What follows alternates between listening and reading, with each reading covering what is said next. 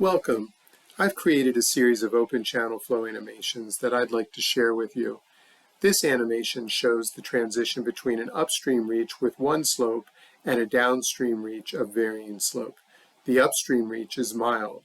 The animation starts with the downstream reach even milder than the upstream reach, and over the course of the animation, the slope of the downstream reach increases so that ultimately the downstream reach is steep. Before we start the animation, let's go over the different subfigures that you see on the screen in front of you. So the upper figure is a figure of the system itself. Black is the bottom of the channel. The red is critical depth. The break-in slope, or the break between the upstream and downstream reach, is at 200 feet. Flow is entering from the left, exiting on the right. We see at the outset of the animation that we have a blue curve, an M1 profile that is increasing in depth as it moves downstream, such that we then end up at normal depth on the downstream reach. The upper dashed line here in black is normal depth on the upstream reach, and the other dashed line here is normal depth on the downstream reach.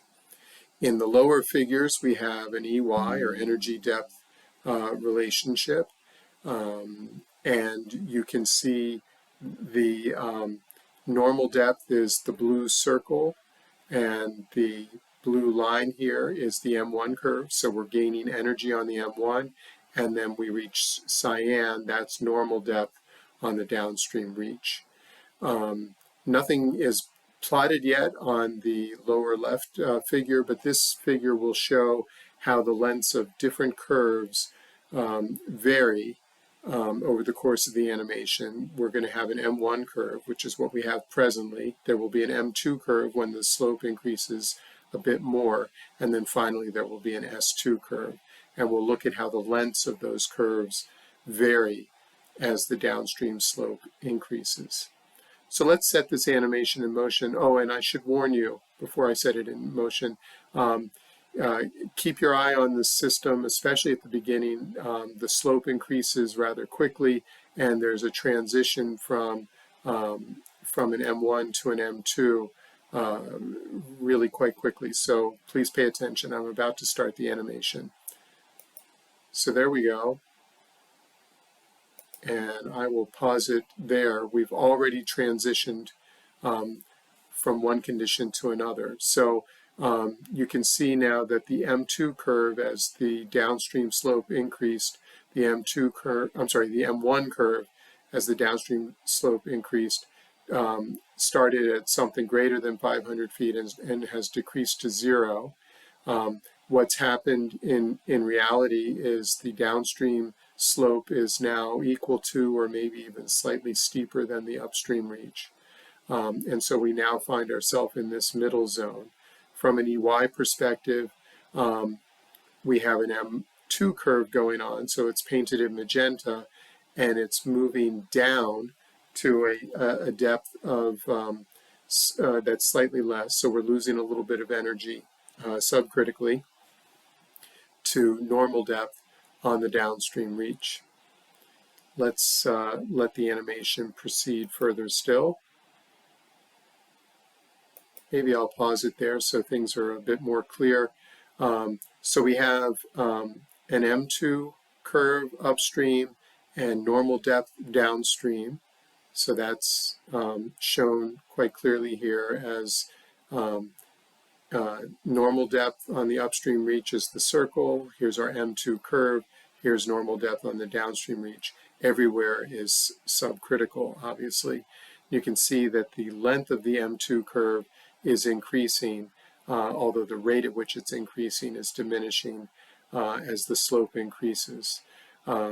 As you look at the figure, it should hopefully be plain to you that when the slope gets to the point that normal depth and critical depth are the same, that's when we're going to reach the transition here indicated by critical slope. Let's watch that happen.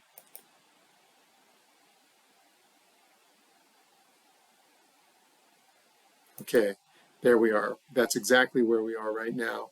So we have a full M2 curve that ends in critical depth, and then nothing is apparently painted here. We're basically flowing at exactly critical depth downstream. From an EY perspective, we have an M2 starting from normal depth, decreasing to critical depth.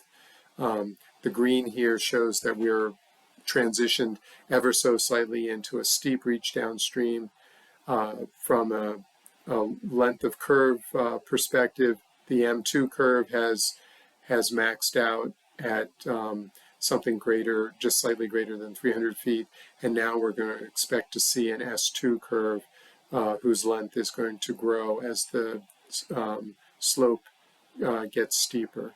So let's watch that happen. So you can see the downstream reach is getting steeper. The normal depth is now less than the critical depth. So this is now a steep reach. And you can see an S2 curve that's growing in length as the distance between critical depth and normal depth becomes greater.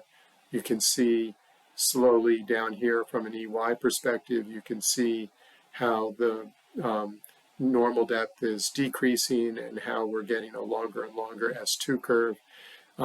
This S2 curve, although it is getting longer, is not nearly so long as either the M1 or the M2.